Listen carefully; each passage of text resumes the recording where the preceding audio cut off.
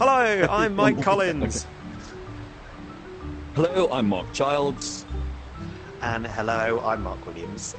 And we're in VR. We're in Walkabout Minigolf. And we're going to be talking about VR and minigolf and VR and education, maybe, while playing some lovely Walkabout Minigolf.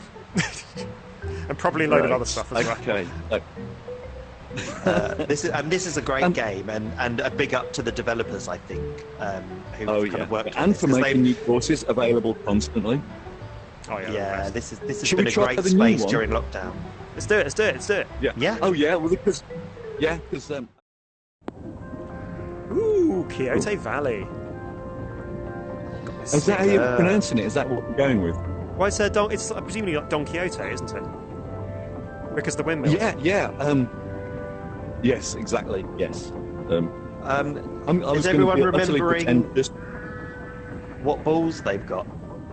Well, that's not my ball. That's not my ball. That's not my ball. Obviously, I that's can't a ball you've remember what unlocked ball from I've got. playing the game. Okay. Okay. Right. Okay. So have you got? let's. Go on.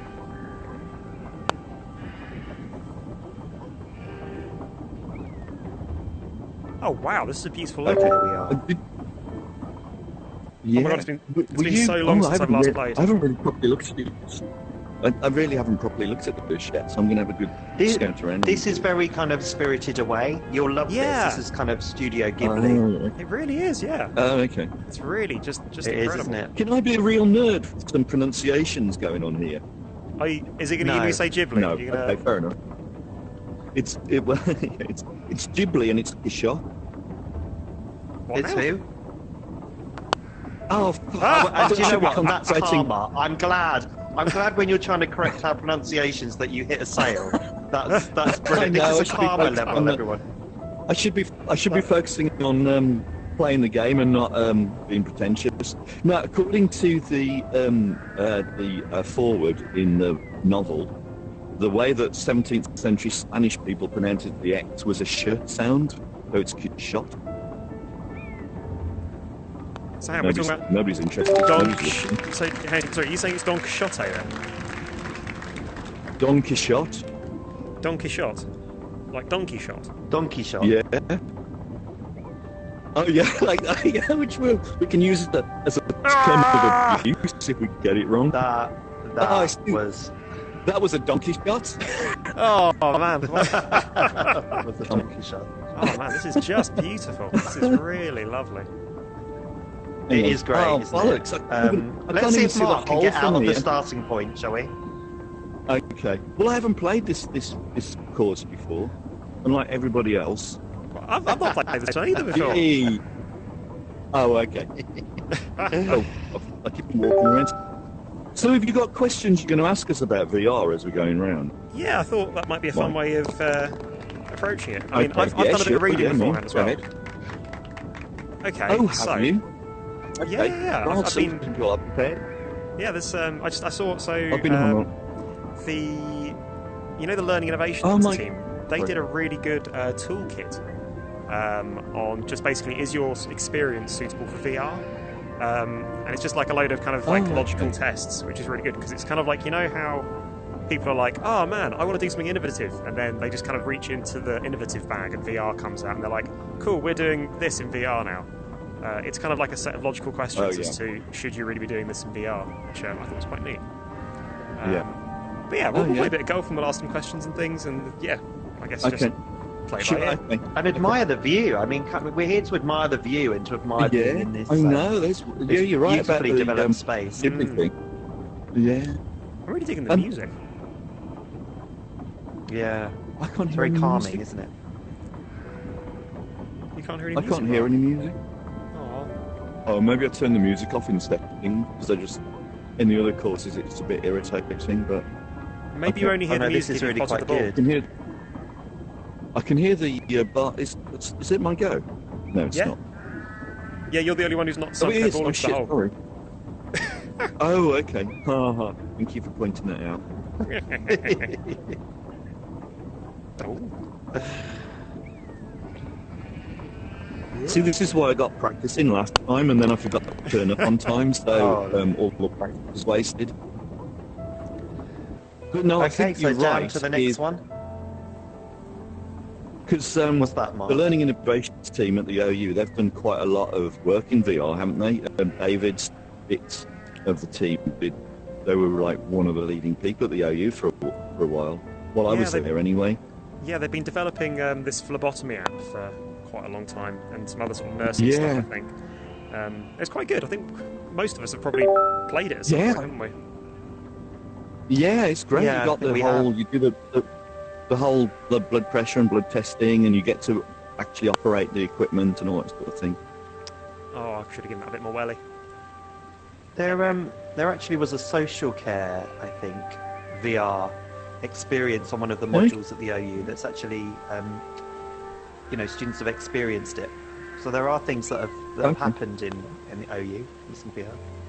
Oh, FBL did one as well, didn't they? They did one on. Oh, it was like law and classroom. That was pretty good. No, hang on, I want to replay that. I want to replay that. Oh, are you going to replay every good shot that you think is good for you? Yeah. Look at that. If that was just a bit harder, that would have gone in. I'm not going to be able to get this in from this distance because I'm.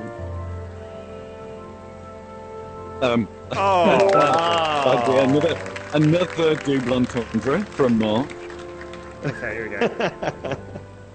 I am terrified of banging my head into the wardrobe. Oh no! Oh, disappointment. Right. Okay, yeah. Okay. Opening question for 10 to both Mark and Mark. What do you think is the greatest advantage that VR could bring to an educational setting? Okay, right. Well, who's going to go first? I'm going to go first because I'm first of all going to define VR because I don't think it's. I think people are using different terms for the same thing. No, they think different things with the same thing. I would say VR is anything where you've got an immersive 3D world that's computer generated. So you wouldn't include stereoscopic vision in that? No, I don't think so. If you've got a 360-degree video, that's not VR. But if you've got... I would agree with you. Go on. But if you've got... bouncing it off the leaves, that's a clever idea. Yeah. But I would count Second Life as VR. Oh, because why would you think that's VR? That's interesting. Well, because it's immersive. Because you are looking, because you can move around in it. You've got 3D sense. You're replicating a lot of the physicality of the actual world, the physical world, with way. Very nice. So I would divide them into. And also, some of the things we've been doing. So one of the other platforms we've been using is Engage. So in Engage, that's a virtual world in that you've got these different scenarios and you can move around in them. But you can access it on headset like we're using at the moment, or you can access it on a screen. And so the idea that it's VR in one version and VR the other one, actually it's a very similar thing, doesn't work. So I think the way I would divide them into screen-based VR and headset VR or HMD VR. Okay. And I think they're both VR, but it's useful distinction to make the two. So, when you say VR, do you mean any sort of VR? Do you mean headset VR? Well, I mean, that's an interesting distinction because if we're then talking about headset VR, it suggests there's a second grouping that needs to be within that, which is because you've got headset-based VR where you've got things like Google Cardboard, Google Daydream, just kind of the original Oculus Go, which were basically just headset-based, stereoscopic, gyroscope-based. But then you've got room tracking VR, so tracked VR, where you've got hand tracking and you're tracked within a space. Because I think that's a really big distinction. Because one is kind of there's a lot of headset-based experience. No, there's a lot of headset-based experiences where you're literally. just basically having a picture beamed into each eye, so you've got a 3D picture, and then you've got space which you can move around and interact with, and which can respond to how you move within that space. And I think that's so I don't know if I describe that as like haptic VR or something, or what. But for me, it's all kind of. Sorry, I was about to say, for me, it's all experiential, I think. Like, I kind of see this kind of really immersive experience on the headsets we're on now. It's really bringing me into a space. I kind of feel like I'm here. And like, when I'm here kind of with you guys, playing this golf, I feel like we're doing it. Like, we're here. We're actually together in a space, even though we're not. We're in different spaces. And I think, for me, that's the kind of VR that I think is, the real kind of important VR. I can't go back to things like Google Cardboard now, having, tried, these headsets, because I don't get that immersive sense of being there. And for me, this is like a physical space. It kind of stirs up that physical emotion. And I really kind of feel a connection to people here. And that for me is VR. That's the important VR that we can then take into education, to give people experiences, to get people to collaborate, to feel closer to one another, to share ideas with each other, but also be part of a narrative and part of a structure of storytelling. And I think that for me is the really important aspect of VR. That's what I love about it. Okay, so that's in which case, Mark, do you want to? I mean, do you want to? So I'm conscious that you didn't get much further than the definition on yours. Well, I hadn't even finished the definition. Because I think I was going to come back to your thing about the. Oh, here's my go now. Hang on, I need to focus on this for a bit. I've got to point out that Mark Williams just went and answered the question, whereas you've gone back to first principles on it. Yeah, because there it is. Okay. So I need to get. Oh, if I go up that plank, that would be good. Hang on. I'm going to get some good camera view in this. This is a difficult move. Oh, gee. So, I think when you were talking about all that haptic stuff, I think yes, that makes a difference. But I think there's lots of additional things that make a difference. So what we're talking about when we're looking at the different levels of virtuality or virtual realness or reality in VR is a thing. There's a thing called reciprocity, which is in what ways does the environment reciprocate when you act upon it. So, like in this space, we can move through it by teleporting or doing the smooth thing if you want to get stick, and you can hit things with it. And even the way that you move your head around and then it responds and tracks your head movements to give you a different feedback. All of that is different ways in which the environment reciprocates. And you can hand gesture as well, which makes a difference, and wave your stick around. So, and then you can see that. So again, it's extra levels of reciprocity. Yeah. So I think, when we're talking about VR, we can add all those things together, which are also additional things that make it more immersive. But actually what you would use it for is, I think, exactly what Mark said. A lot of it is about experiential learning. So you put yourself in that environment. But the other thing you can... Oh, shit. How do we get up that step? I mean, there's a door there. Oh, we go around the edge. Yeah. So, there we go. Oh, bollocks. The carpet slows. Is it slower on the carpet? Yeah, it's like a sticky carpet. Oh my God, see, another way in which the environment responds to what you do. So all of those things make it seem more real. Oh, dang. That would have been fun. But you can... But this is what I mean about screen-based versus VR isn't a huge distinction, because you can still feel immersed even when you're on a screen. You feel connected to what's going on. You can move things around on that screen. Okay, no, I can see where you're coming from. And you move your... Yeah, all of that is all part of what it is. And I would say, the first virtual world, might be extending the definition, but who would you claim came up with the first virtual world? Was it RoboCop, the guy that you currently sound like? Oh no, I don't sound like a robot again, do I? Yeah. Oh, right, okay. Mr. Williams. It wasn't like those Doom-based games, was it? Well, see, I was reading around it. I was reading one book, and it claimed that the Brontes created the first. Whose go is it? Sorry, I can't. Oh, is it mine go? Oh. Yeah. Oh, you're right. The Brontes, because what they did, they had this thing called the Glasstown Confederacy, which was written. So they're writing a story, and one of the other ones comes in and adds that story, and somebody else adds to that story. What they're doing there is Mark's point about narrative, but it's reciprocating in a way, because when they make a change, there's a change that comes back that's reflected in what they're doing. And although it's all written down and only in their imaginations, in a way that's the virtual world as well. So I think those are the essential things, is that you can put stuff in there. And I suppose as well, in something like Jane Eyre, there's this constant kind of talking to the reader. So the principal character will say, she'll share things with the reader and say, look, reader, I did this. And it brings you into that space a bit more, doesn't it, personally? Yeah, I mean, books are immersive in a way. Sorry, did you hear that? I just hit something. They're not, what did I hit?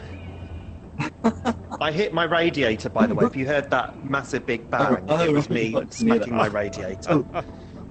So I think, books are in immersive technology, but see, one of the things as well is that people look at the high res and they go, this is better because it's higher res, and they say, oh, this is better because it's, it's got sound surround or whatever. And those things help, and those are all things that make it more immersive. But narrative as well makes a space immersive, and if you've got a good book, you get drawn in and you're immersed in it, completely. So I think the virtual world thing, the essential thing, is that it's lots of people coming together and doing things together. So, Glasstown Confederacy is a virtual world, but Jane Eyre isn't, because Glasstown Confederacy was lots of people making stuff between them and changing things as they all got together. And so it changes, and it adapted and it reciprocated as they were creating it, because the other people, their siblings, were changing the world as they were inside it. Like, this world changes because we're doing stuff to it, hitting balls and things. So I think that's, if you're just looking at a video, you're not changing anything within that video, you're following it around, but it's not a virtual world. Okay, I think that's the essential thing. I think for me, I'm going to mispronounce the word now. Reciprocity. Okay. Reciprocity. Close enough. Reciprocity. Reciprocity. Really? Is that what? That's pronounced reciprocity. Okay. Yeah. I think for me that is a good distinction between VR that's a good for me distinction between VR as something useful and VR as complicated video, which I think is the other way that it tends to be used. Okay, right, here we go. No! Oh, that's sad. I mean, another thing you can use them for really, really usefully are field trips. Oh, bollocks. So, there's a good one that you did called Virtual Skidoo, and what you're doing there is you're not necessarily changing the environment, but you've got lots of tools you can use for looking at. You can go around. It's Skidoo is in the Lake District. No, I'd say either the Lake District or the Peak District. Come back. Sorry, that was really good. Oh my God, that was almost in. That was a brilliant shot. Well done. You've chipped that over the actual device, the actual obstacle. That's amazing. How did you do that? Well, you would be pleased with that. Why wouldn't you be? Virtual field so it's great if you can't go to the Lake District. If you can't go to the Lake District, you can go there. You can do it all in VR. You can look around. You can look at it from a huge scale, which you can't do in the, like from above. You can look at different geology things. You can take measurements and stuff. You can do all that sort of thing in VR without going there. And also, I remember that's a really useful thing as well. Yeah, reading Jeanette Winterson. I got really into Jeanette Winterson, and she was saying that there's no distinction really between the imagination and reality. So you can travel anywhere. So you can just be on your sofa and you can think think of a space and be in that space, and you're practically there. So I really love that idea because it was really accessible for people who couldn't travel. You know, they can create a space and think themselves into that space. But I think, you know, VR is so accessible because it enables you to go to a physical space. You know, it enables you to kind of feel something while you're in that space as well. So I think it's just brilliant for that. It's that ability to interact with that space and adapt it and do things to it and learn from it, and, you know, learn from the way it changes. That, you know, it's like we are learning to play golf here a bit, because although you don't feel the weight of the ball, you know, you are feeling things about the movement of, you know, like lining it up and getting your swing right and all that sort of stuff. I'm not sure it'll actually help me play golf, but I'm getting better at playing adventure golf in VR, which is different. But your point about what the innovations team does is that, it's like, unless you actually need to place somebody in that environment and get them learning by directly interacting with that environment, then there's no point using VR. You could do something else. And I've seen VR done where people have been, or moved now, where people have been doing presentations in VR. And all they've done is they've got PowerPoint slides, they've uploaded them to VR, and they've put them around a 3D space in VR, so all the people then just walk from PowerPoint slide to PowerPoint slide, reading the PowerPoint slides. Well, why not just send them the PowerPoint presentation? Do you know, that's technology for technology's sake. I think that, for me, that's the big trap of VR. But I think it's the big trap of any new technology, is that when all you've got a very sexy hammer, everything looks like a very sexy nail.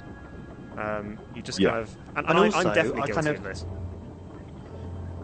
I kind of think as well, does VR allow people to make discoveries? You know, learning is all about, you know, kind of failing at things and then learning through those failures, but also making new discoveries. You know, finding ways of moving beyond the theme or the topic in a way, or the way it's taught, moving beyond that so you personally own it. So do you think VR enables that, or is it linear? Does it present like a linear story at the moment, and could it possibly be more expansive than that? I think there are... I know. Oh, go on then, Mark. And I go on. Oh, no, let the class swap Mark come up. Here we go. No, go on. No, I mean, I personally think there are basically, if we're keeping the VR experience kind of as broad as virtual environments where your actions are reciprocal, or where your actions and interactions have a kind of reciprocal effect and can be affecting on you.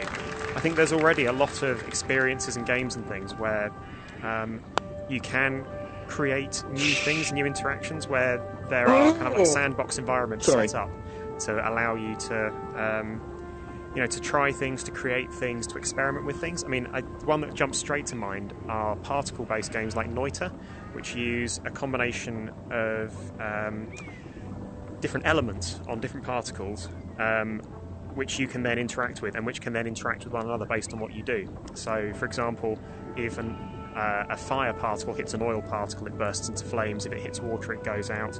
If they hit acid, they explode.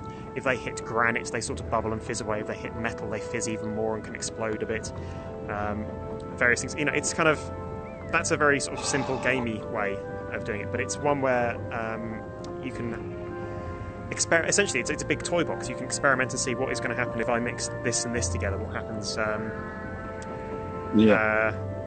How does my doing this to the world change that? What can I take from this? What can I learn for next time? I used to play back in the day Java-based particle games as well, where you could literally just do that with the periodic table of elements. So you could spawn in, 3 or 4 bits essentially of uranium and 3 or 4 bits of potassium and some water, and see what happened. And most of the time, you just get 2 things sitting next to each other and nothing would happen. But sometimes you'd get a big bang, and that was brilliant. Well, sorry, Mark. Okay, now you have the correct answer, I believe. No, that's great. I mean, there's some really good escape room type games where you have to do that, where you have to, try lots of different things and try and work it out. And have you played Red Matter? No, not yet. I've heard good things. Brilliant. That's so good. Yeah, it's a bit spooky, but it is really good. So, no, non-linear. It's totally, I mean, that is the point. If you're using a space that's, I mean, I think people found that a bit of an issue with Second Life when they were first starting to use that, was that the training scheme is completely linear. So you do that, and then you do that, and you've got this quite programmatic way of learning all the things. That's really good. Oh, you beaut! Oh! Oh! No! Did it almost go in then? No. Oh, yeah. Yeah, they just went in and out. Skirted around the I'll rim. replay it. I didn't see that. Crazy. Let's see a replay. How do you do the replay button? I can't remember. Yeah, let's see. I think it's the top one. You just got the two on your controller. It's one furthest away from you. Yeah, here we go. Look at that.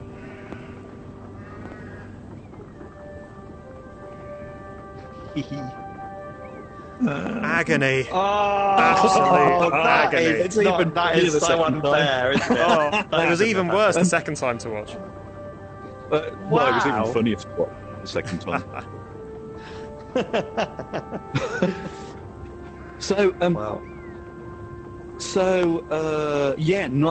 the problem is that when you leave linear space and you go into the non-linear space where you can do whatever you like, it then becomes, it's a kind of leveling up. It requires such a big expansion in what you can do. It bewilders people.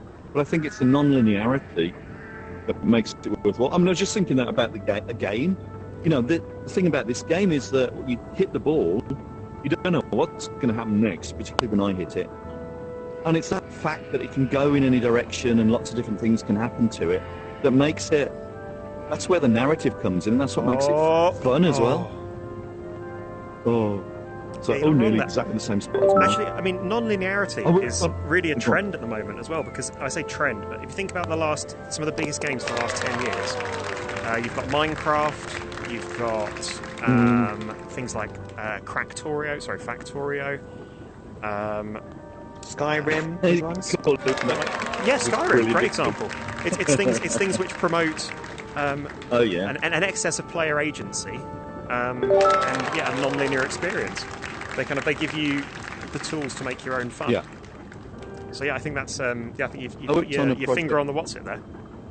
So would that be an example of co-authoring then, wouldn't it? Ooh. Because you create the experience of that game, don't you? Yeah, and we're co-authoring the experience here because, there's a good shot and there's a bad shot and we're responding to it and we're getting smug about things and we're all laughing about the fact that... Oh no, I think you've done it, Mike. Sorry, Mark. No. Oh, wow. I wasn't watching that. There are two things going on here. There's the conversation and watching the shots. And that was a good one. Yeah. That was a good one. Yeah, so I think co-creation and co-creating the narrative and co-creating the world around you is an essential part of what's going on, really. Yeah. I think that's what I was going to say. 2 thumbs up. How about from you, Mr. Williams? No, I think co-creation is a big thing that we're talking about at the OU and how we can enable that to happen. So students get that sense of belonging by making choices, but also by adding to the themes, the topics and the direction of the modules that they're studying. So I think, it's something that we're not doing necessarily at the moment, but we are going to be getting there. So I think any aspect of co-creation to create a sense of belonging is so important. And I think, VR can enable that. And I think that's one of the ways in which actually Second Life still has a place, even though we've got headset VR as well, HMD VR, is you can create things so easily and in a platform like that. So you can build and you can share the builds and all those sorts of things. It's very difficult to build within an environment. There aren't that many spaces where you can build and co-create content. When we've used Engage, you have a menu of objects you can draw down and use, but I'm not sure how easy it is to actually create new stuff and whether or not you need to be quite expert at doing it. Whereas in something like Second Life, you can be a complete novice and still make things. And I think, I would remember even when doing that, there were people saying, well, there's a lot of better environments. And you're going, yeah, but you can't make things. That's why Minecraft became so popular. It's because it's so easy to build stuff in Minecraft and share it. So this is a really interesting theme that we've got, because we've talked one of the things we talked about earlier was how, in fact, Mark, I think Mr. Williams, I think you talked about this, was how VR can make some experiences, well, a lot of experiences more accessible. So experiential kind of analogous experiences accessible to people. Because it's a headset click away. But at the same time, you're right, Mark, the tools of creation for this kind of stuff, are less accessible. It's harder to make. It would be harder for you and I to make something like this than it would for us to make the 20,000th furry avatar in Second Life, for example. So that's why it's about making the choices, and about actually just using headset VR isn't necessarily the best one. It's what you want it for. And this is an more immersive experience in that, you can look around, it's the 360 all around you, you can interact with it, it can track your hand and your head and all that sort of thing. And if that's important to you, then go down that route. If you want to actually co-build things with a bunch of people, and also if people don't have headsets, because that's still a limiting constraint with this, is that not everyone's got the technology. Whereas most people have a laptop that can run, screen-based VR thing. So I see. That is something I wanted to get onto. When we're talking about non-linear, I was going to ask about non-linearity and go back to that a bit. Have you ever heard of rhizomatic learning? From you, yes, and it sounds like a lung condition.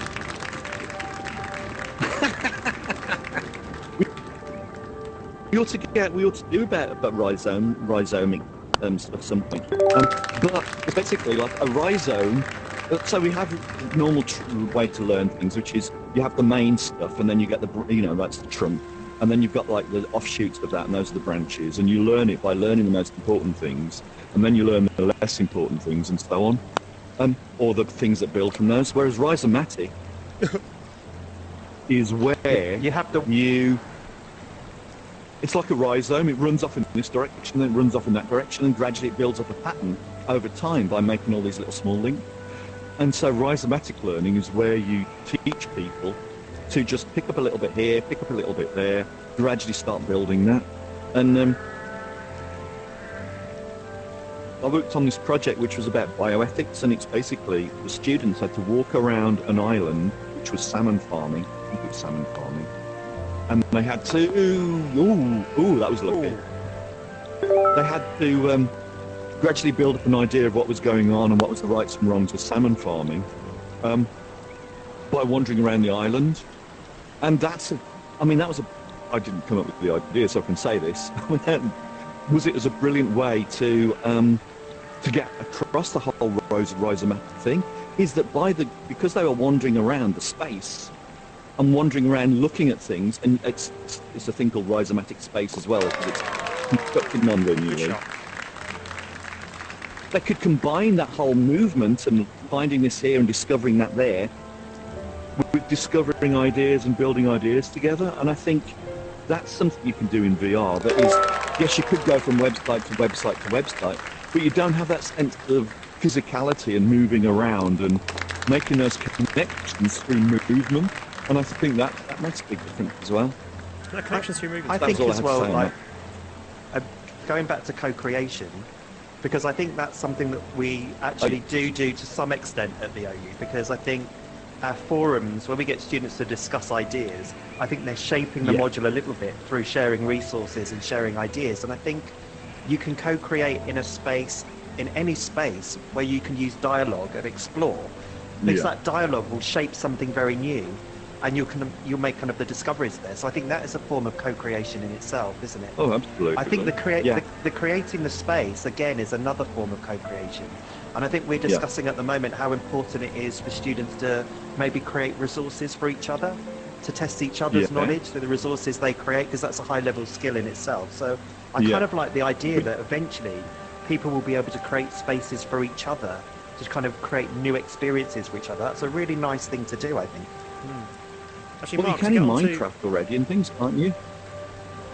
Yeah, so I was going to say, actually, pick up on something that Mark's covered there and also covered earlier about spaces to communicate. And I guess this is less of this is sort of partly a learning thing, but also kind of just sort of a general community thing for me. is that I am very shy and terrible at socialising, so I tend to find activities as a good way of actually having a chat with people, because my brain is focusing more on the activity and less on being nervous about talking to people. Yeah. So basically, having environments like this where we can have a chat about these kinds of things is really, really useful for me to actually have these kinds of discussions. Because if we were just sat down, the three of us, having this chat without an activity as the focal point, I'd be struggling. And the fact that, as Mark said earlier, it does feel like we're all actually in the same space having this conversation. We're all kind of, I don't want to use the word situative learning outside of the correct context, but it does feel like we're all kind of, existing and developing this understanding in the same space. Well, no, it is situative learning. It's totally the right use of the word. And I think, Mark's point about co-creation being important and forums, but that's through text. But in a VR space, you can co-create through movement, through actually physically built, not physically, but virtually building things. And I think one of the things that VR does is, because we have avatars within this space that represent physically. Oh my God! Look up at Mikey. Can you see Mikey? He's like way up there. Yeah. Sorry, I was actually. Can somebody else go up into the stars so we can see what the? Yeah. Okay. Oh, giant Mark looking down on the tiny world. Regular sized club. With a tiny club, though. Thank you, Mark. Jesus Christ, that is no less terrifying now than it was the first time. Oh, good job. So, and I think one of the things I did when I was looking at students' experiences of VR was, okay, this was screen-based, so I think the sense of being in that world wasn't anywhere near as strong as it is here. But sense of being connected to each other was the thing that they all said was greater.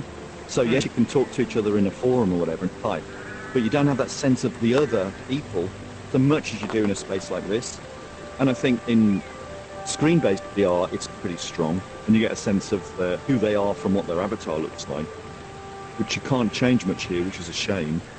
But what you can do, but you do get a sense of them because they're moving around. Now what was the phrase? It's located, so interaction in VR is located within the practice of the body. So you're still embodied in a way that you're not in other sorts of platforms, and I think that's a key thing. And that sense of co-present is stronger in this than it is in any other environment, and I think that really does help learning as well, because you're more connected to the other people in the space. That's a really interesting point, having sense of space and sense of personal connection as two different kind of like almost sliders that you've got, because for certain subjects sense of place is really important, and for other sort of disciplines maybe sense of kind of personal connection to other people, like for example, if we were talking about let's say architectural history or history of architecture, and you were going around some simulations of Mesopotamia and the like, actually the sense of place would be really, really important to kind of get the overall kind of taste and narrative of that space. Whereas if we were all meeting, let's say, as advanced clinical practitioners, let's say we were all morticians or something, then actually perhaps the interpersonal connection would be the most critical aspect. For us to be able to simulate perhaps the kind of the discussions, the environments that we might, the discussions and sort of social and professional environments and conversations that we might be having. Also, I think this is Mark's ball. Oh, sorry. I was waiting for somebody else. There we go then, stupidly. Unless of course you're all meeting in an aorta or something, or a colon. And you could all then talk around the body that you're all standing in, and talk around the issues there. You go, oh, look, that's a bit impacted or whatever. So you're not limited to it's like, do you remember The Incredible Journey? Do you remember that old kids film? Incredible movie. Yeah. Fantastic Journey. Oh, Fantastic Journey. Was it The Fantastic Journey? I think it was The Incredible Journey. Yeah. Oh, bad luck. No, The Incredible Journey was that The Incredible Journey was about 2 dogs and a cat walking across America. Oh. They're 2 very different movies, really, aren't they? Also, I really like the idea that you can book a meeting space of being in an impacted colon. Like, where are we meeting this week? Cafe? No, impacted colon. I just want to replay this move. I just want to replay this Yeah, move. go for it. Did you see that? Come over here and look at this. You sniffed it, didn't you? Oh, Mark. I like the way that you're looking around to check where you're going to make a shot when you've already made your shot. I didn't realise I'd hit it. Oh, God. Oops. But this is the thing about VR. You can replay your failures over and over and over again, and your successes. Oh, there we go. Well, I do Cole in real would be life, very in proud. my head. Experiential learning cycle. Cole would be very chuffed. Yeah, I suppose what I've learned from that is focus. Oh my God, I'm so far behind here. Okay, oh my so God. That was quite... I think there's a lot more conversation we can have around VR and education stuff, but I want to go off-piste slightly first before we return to it, and just ask you, starting with Mr. Williams, wrong metaphor.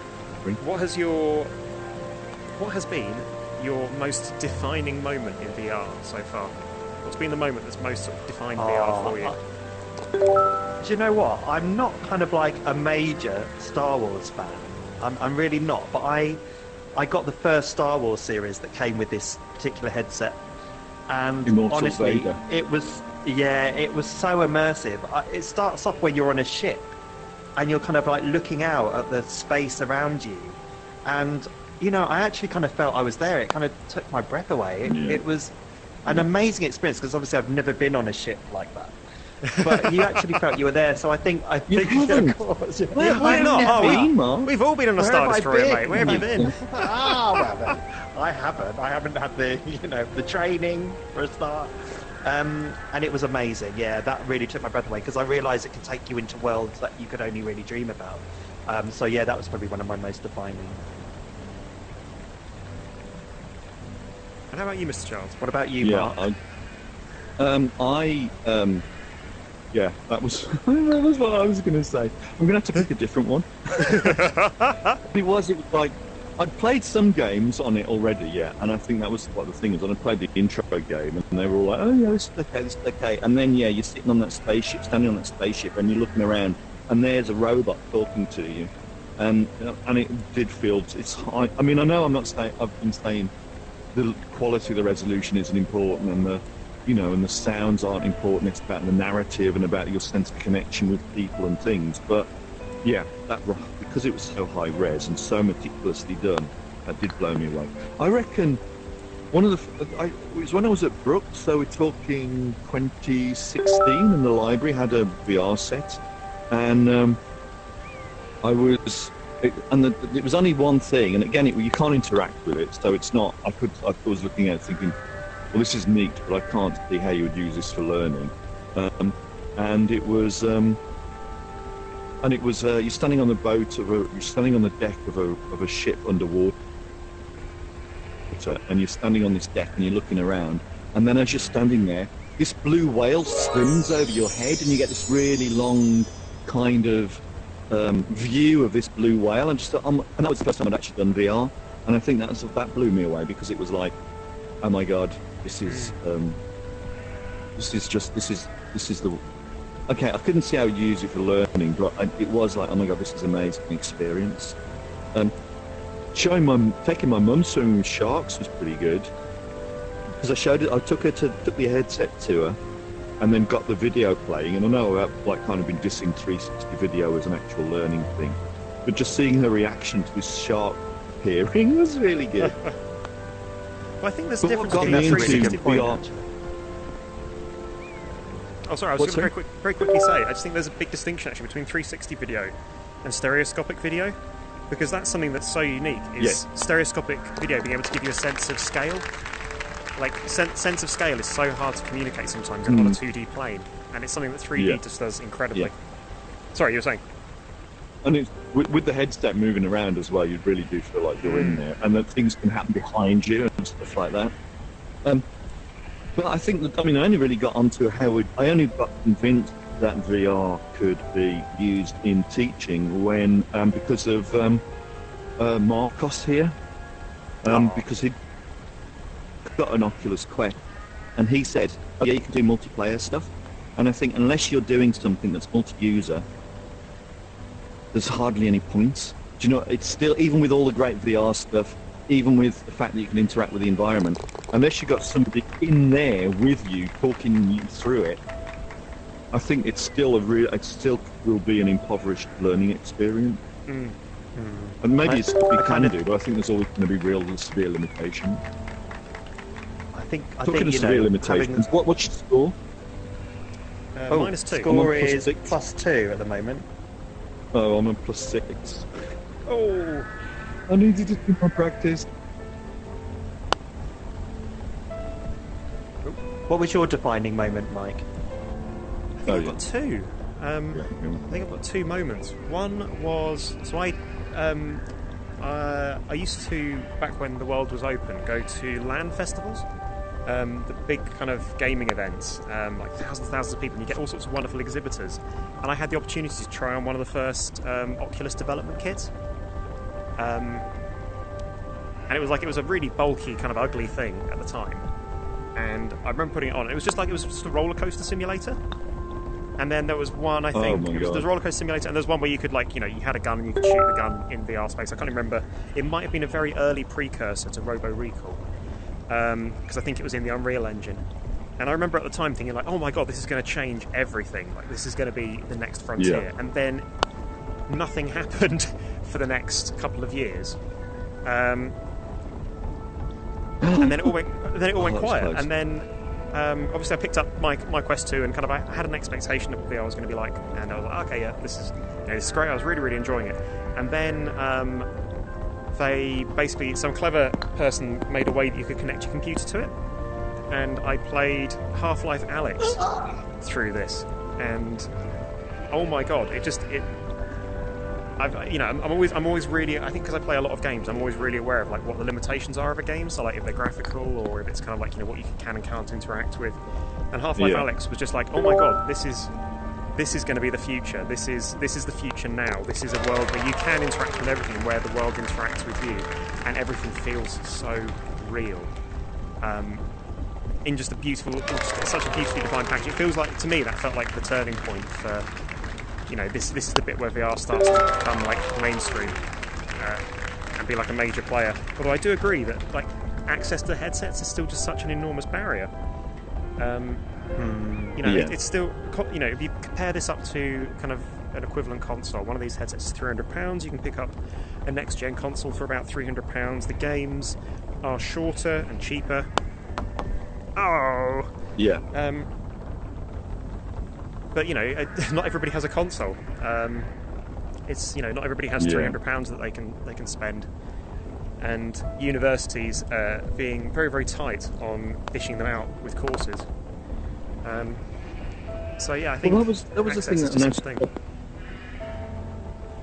That was the thing I noticed about the games when the reviews for them, when it's people going, I've paid £20 for this game, and it only lasted 4 hours. And I'm thinking, but it's in VR. Are you not getting it? That you're not going to have as much game because, oh bollocks, the development costs so much greater. And what you're getting from it is a really immersive experience rather than a really long one. But I mean, just put some people off, I guess, the fact that you're not been able to sit there for 60 hours to get an entire storyline through and things like that. I prefer that's a selling point. This is the amazing thing, about a developer like this on this golf game we're playing, because you pay initially for it. It wasn't a high cost, but then it's constantly being developed and changed. So you're getting new experiences all the time without paying any extra money for it. Yeah. So that's something that doesn't happen, obviously, in normal console games. So the experiences are changing when you go, and then there might be subtle changes, or there might be quite major changes.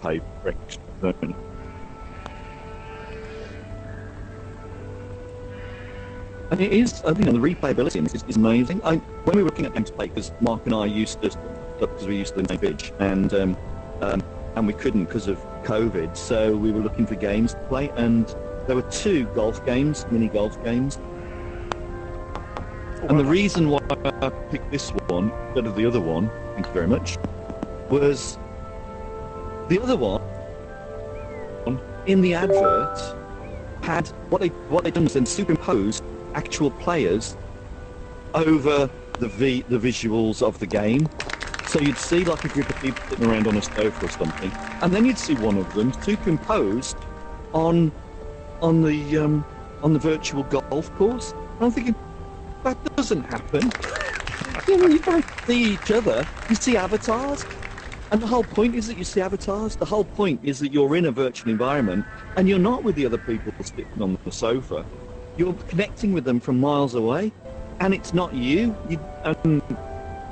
I just thought, if you have failed so implicitly to understand what VR is in your marketing, then your game's going to be pretty shit. So I picked this one instead. And that's a warning to any marketing people in out there listening to this podcast, is do not make adverts in which you are superimposing real people over the virtual environment, because that doesn't happen. I think no, that's Mark, I wanted to ask you a question, actually. Yeah, go on. My question is this. So, when you're looking around at our characters now, and we're playing this game, we've got characters. The characters are quite basic, right? So they're just heads and their hands and clubs. But I have no difficulty looking at, let's say, Mike's character and knowing that that's Mike, and I see that as Mike. So do you think that the characters in VR have to be complicated characters for us to get a real understanding of people being there? Because this game proves that maybe you don't need something detailed. Yeah, I don't think complicated. I think being able to create some individuality and impose your own individuality so that it feels like a projection of some form of your identity within that space. But it could just be changing the colour, changing the sunglasses, changing the cap. Just having something that you can do so that you just feel, like, well, Mike's blue and you're green caps. I don't know what colour my cap is because I can't see. Oh, I could. So, Mr. Williams, what do you think is the greatest challenge when it comes to looking at VR in education? I think you've already mentioned it. It's kind of accessibility, of course. It's making sure that everyone can afford to get headsets. I think that's one of the major challenges. I think, of course, it's going to be how we design VR into module structures, isn't it? Because it's something that we've only started thinking about, how they become part of the narrative journey of education. I'm really hoping that it will allow students to explore and make discoveries. That's what I think I would want VR to be about, and I think that's a challenge in itself. So I think that's my closing thoughts on that. Okay, thank you. And Mr. Childs, and also, I totally agree with all of that. Mr. Childs? I think Mark's covered it all. I haven't got anything else to say now. Yeah, I'm just going to have to repeat what he said. It's obviously cost, but that's the obvious one. But yeah, the key, the one that's not so obvious, is also what Mark said. So all I can do is say what he said. Is that it's finding relevant things to do and fitting it into the curriculum. And I think what you can do is, in the short term, find alternative modes. So not everybody can afford it, but some people can. So you create activities where some people are accessing it through VR and some people are accessing it through other routes. And that's fair enough. As long as they've got an equal chance to achieve the learning outcomes, it doesn't have to be an equivalent experience. And so in the short term, I think that's what we're going to see more of, is we'll create this VR thing for 10% of our students, 20%, and they will really get an experiential idea, and that will maybe embed their learning longer term. But within the learning goals of this particular course, if you haven't got a headset, got an eagle, then you read up on it, or you watch the videos of other people having fun or whatever, and that's That's okay. It's not brilliant, but that's the way to be in the short term, I think. I totally agree. I think. What about actually, you, Mike? Well, I think the blend is something that we've not really discussed so far. But I think it's something realistically, it's something that if you're talking about VR experiences, you have to consider at the moment, just because of those accessibility issues. I think for me, the big challenge is probably really crap VR education experiences, because I think there's a real danger of, as the technology gets more ubiquitous, because it is getting more ubiquitous, it's not universal, but it is getting more ubiquitous. As technology gets more ubiquitous and more people start jumping essentially on top of the bandwagon, there's a real chance that basically people's experience of VR gets swamped with really crap education experiences. Oh yeah. Which then kind of switch them off. Which education, I'd say, is a kind of a risk-averse environment in a lot of ways. Well, you only get one. You only get one shot at it, and I think that was what we found with Second Life. Was exactly that happened. Was that everybody piled into it, everyone got overexcited about it for the wrong reasons, and then everybody had a really bad learning experience, and then there's a huge backlash. And even now I'm saying, oh, remember that thing that was 10 years ago with Second Life? How rubbish was it? And I go, no, it wasn't. You might have had a rubbish experience, but that's because you're using it with people who hadn't worked out what it was good for. And there are reams and reams and reams, and a couple of theses, PhD theses, showing how a great environment it is. And yet, people didn't learn, people jumped on board before they really learned what it was good for. And yeah, you're right, that could be a real issue with VR as well. Unless people learn from that experience of VR from 15 years ago when Second Life and Active Worlds and stuff like that was around. I was going to ask another question quickly, if that's okay. And suddenly we're all here as big people in this little space. What do you think educators can learn? Excuse me. What can educators learn from the experience we've had today playing this game and interacting with each other through VR? Oh, what a good question to end on. Okay. I'm going to go on. No, after you. Yours will probably yours will be better. No, yours will be yours will be better formed than mine. Besides, this way, if yours is really smart and mine sounds dumb, I can say, I was going to say the same as Mark. I think I found it really difficult to play the game and talk at the same time. So I think integrating the VR experience with the content, sometimes the VR experience could overwhelm the content, and so therefore you perhaps might, when you're designing your activities, find ways to, like what they're calling, if you're in space or time, so that you have chance to take in the environment and then do a little bit of the learning, but then also play within that environment and structure it so you're moving between one and the other. Because I think otherwise, while you're trying to do the learning stuff, the play can take over, and while you're trying to do the play stuff, you're not doing it properly because you're also trying to learn. And I think that's. I mean, what am I on? I'm on +7 there. Third place to some. Which isn't my worst ever score. Last place.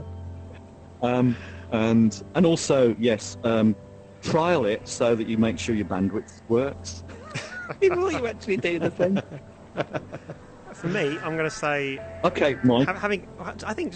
Weirdly, being able to have these kind of conversations with colleagues to develop my understanding of, say, for example, how I'm defining VR. It's actually, that was a really interesting thing to discuss, and to get kind of your ideas and sort of develop my understanding and sort of the arguments around this has been really useful. And having a play environment in which to have these, which, as I say, switches off the bit of my brain that normally gets in the way of me having kind of, normally gets in the way of me kind of maybe letting my unconscious mind kind of sift through some of these concepts, has been a really useful thing. So I'd say there's value in VR, even if it is just play, because play can be a space, an environment, a context in which you can still learn about other things, even if they're not directly connected. Yeah. And it's so difficult to play in... I was going to say, and it's so difficult to play in things like Zoom and Teams. You can, but it doesn't lend itself to it. And so you're right about that. Sorry, yeah.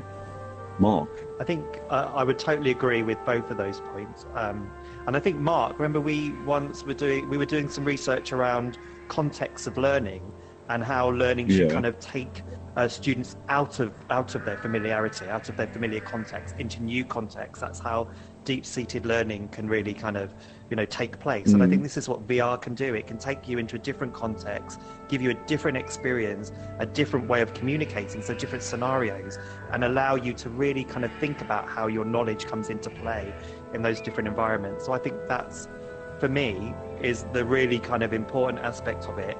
But I think I agree with totally with both of you that we've really been able to have a great discussion through gamification today. And that's been brilliant, and that's really what we hope education can offer our students. I just found some sheep. Look. Yeah, they've been on the hill the whole time. They're really lovely. and they move. Absolutely right. Sorry, I got distracted. I'm sorry I got distracted. You did. Slightly, but now you did. Mark. We gave you a platform to discuss your opinion, and with ours, you just wander off looking at sheep. Yeah. No, I was listening. But I just got distracted because I saw the sheep. Okay, I've got 7% battery left, so let's. High five. Okay. Just high five. No, fist bump. Fist okay, bump. so let's close here. That's so been Can we brilliant. do a three-way fist bump? Okay, right. 1, 2, 3. 1, 2, 3. Was it Okay. three? I have been This is how- Mike this is- Collins. Somebody else has been somebody else. I have been Mark Williams. And I really think I'm still Mark Childs, but I'm not. I'm beginning to wonder. We hope you enjoyed joining us on this game of VR Crazy Golf. It'll be up on YouTube, and the audio possibly will also be available via the podcast feed if it's in any way usable. Thanks so much for joining us today. Thank you very much. I think you need to trim out just that really pathetic fist bump at the end. No, that's staying in. That's the opener. Uncoordinated nerds trying to do something cool. Oh no.